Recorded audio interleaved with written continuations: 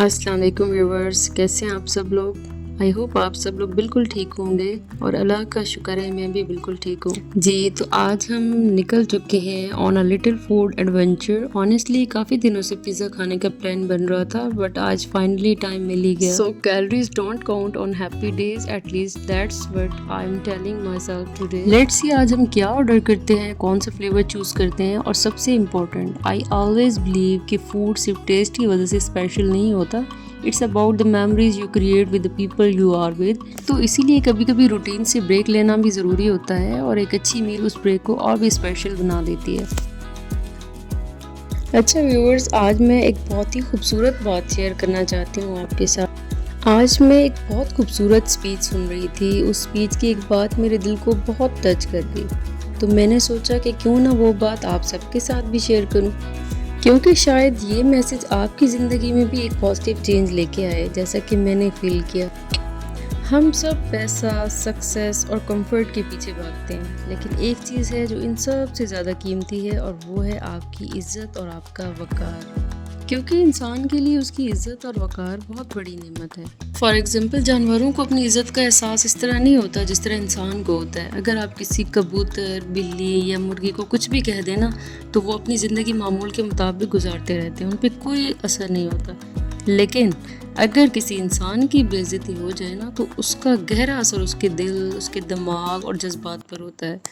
اور اس سے ریلیٹڈ نا حضرت مریم علیہ السلام کی مثال بہترین اگزامپل ہے۔ قرآن مجید میں حضرت مریم علیہ السلام نے فرمایا کہ کاش میں اس سے پہلے ہی مر گئی ہوتی، یعنی کہ اس سے یہ ثابت ہوتا ہے کہ حضرت مریم علیہ السلام کو اپنی جان سے زیادہ لوگوں کے طعنوں، الزامات اور اپنی عزت کی فکر تھی۔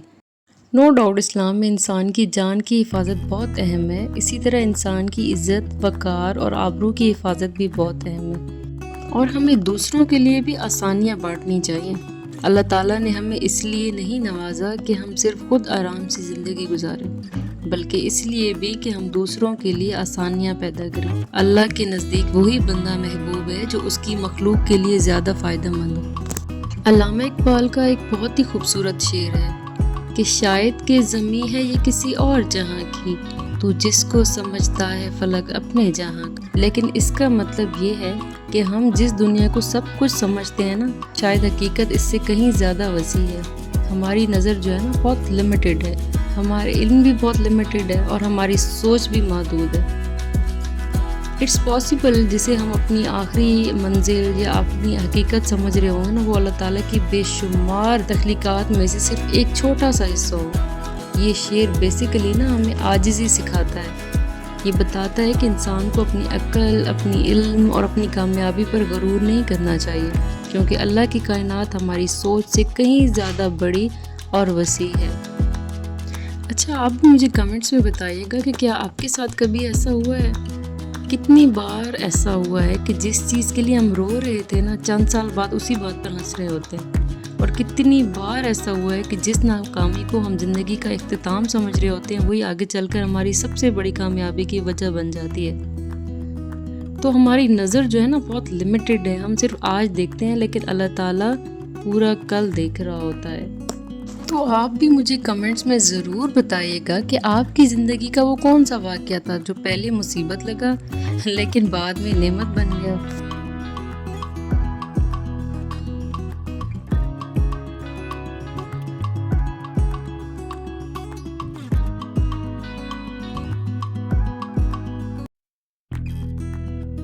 تو ویورز، آج کا دن میرے لیے ایک بیوٹیفل ریمائنڈر تھا کہ ریئل ہیپینس صرف چیزیں حاصل کرنے میں نہیں بلکہ انہیں شیئر کرنے میں ہے۔